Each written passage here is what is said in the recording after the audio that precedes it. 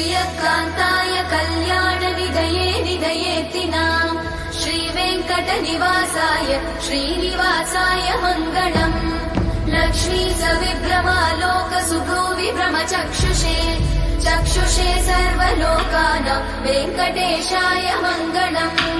श्रीवेङ्कटाद्रिशृङ्गाग्रमङ्गलाभरणाग्रये मङ्गलानां निवासाय श्रीनिवासाय मङ्गलम् सर्वावयव सौन्दर्य सम्पदा सर्वचेतसां सदा सम्मोहनायास्तु वेङ्कटेशाय मङ्गलम् नित्याय निरवध्याय सत्यानन्दचिदात्मने सर्वान्तरात्मने श्रीमद् वेङ्कटेशाय मङ्गलम्